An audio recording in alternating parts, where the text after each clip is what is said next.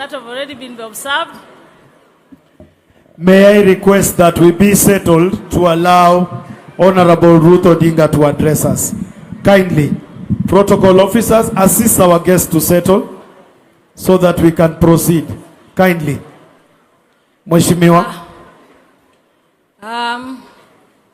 As you all know, my name's Ruth Adhiambo Odinga, Buzia.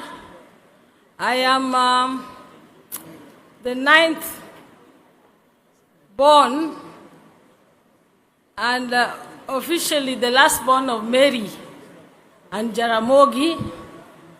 Beryl was my sister, or is my sister. I would not want to say it was.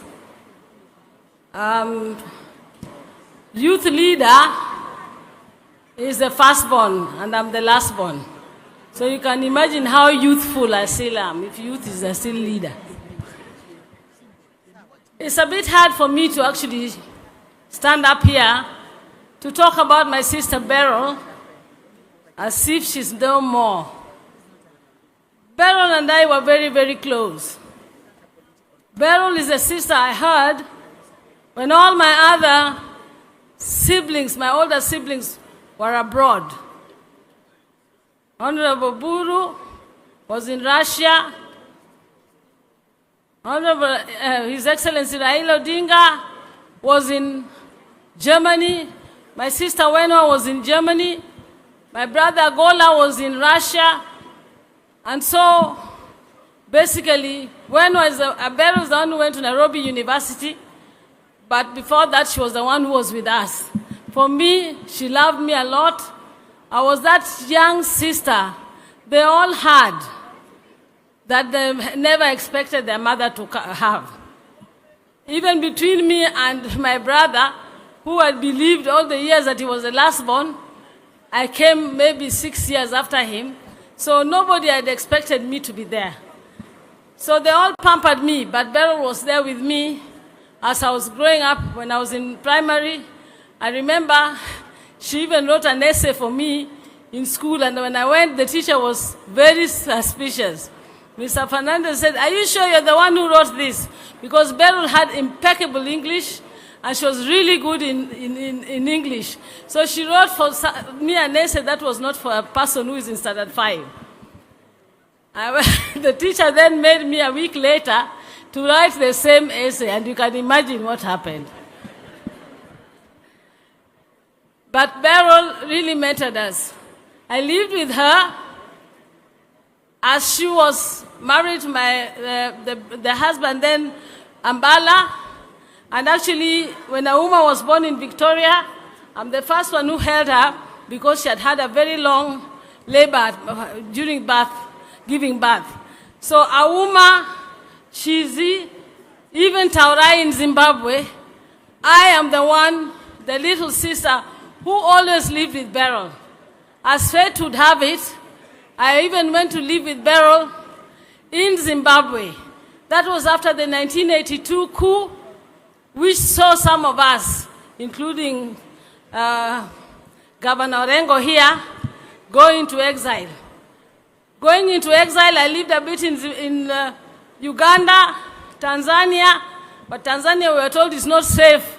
They were returning all refugees to Kenya, so then had to go to Zimbabwe and live with Beryl in Zimbabwe, where I did Form 5 and Form 6.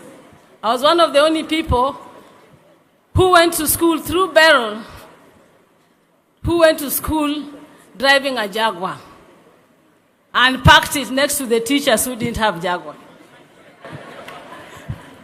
You can imagine how I was getting a lot of X's on in my exams. So Beryl was a very special person. Amongst us all, apart from Raila, I would say Beryl is someone who loved her family. She wasn't such a public person, but Beryl loved her family. She loved us all. And she strived, because Beryl was a classy lady. She believed, and I think it's true anyway, that we come from a royal background. and therefore we must always remain royal. That was my sister Beryl. She didn't want all this, and she'll tell you, you get what I mean.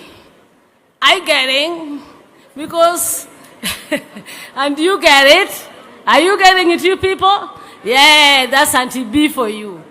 She taught us impeccable English. She taught us to read. I read the first comic books when I was in standard 4. There was Dandy, there was Bino, there was Andy Cap, there was Tintin. You know, anyone of you can remember those. Then she put us into James Hadley Chase, which were some novels.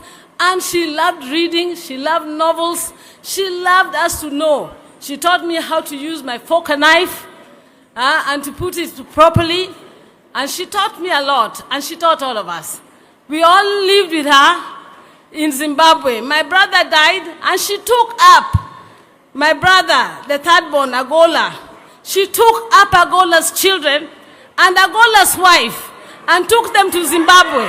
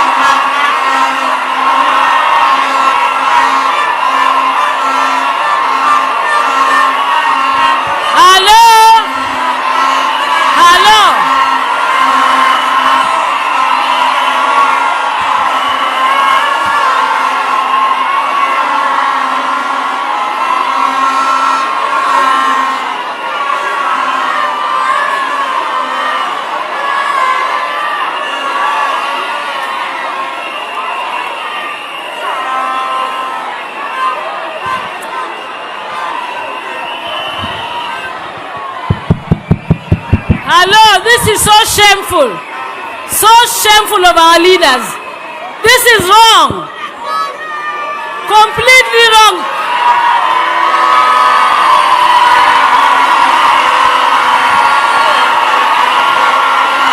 Niombe sote tuketi ili tuendelee na ratiba. Niombe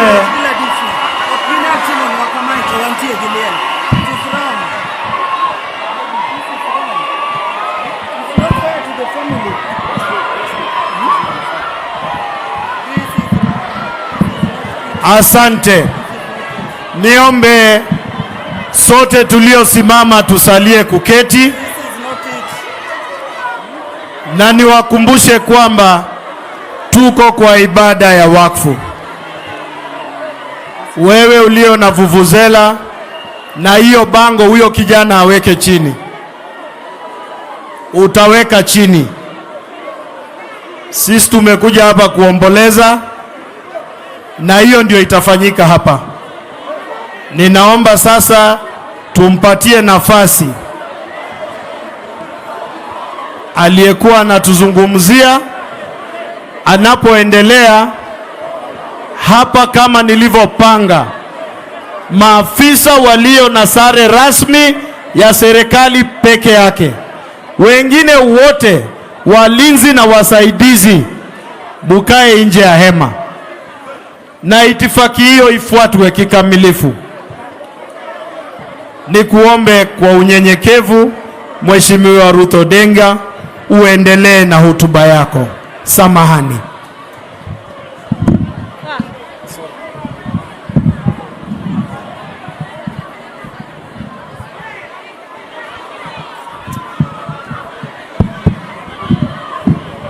Hello?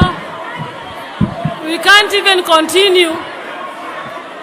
It is unfair to come and do this kind of thing. My sister was so peaceful. She would have loved to have a peaceful funeral. My fellow colleagues, my fellow politicians, this is an embarrassment. It is not right.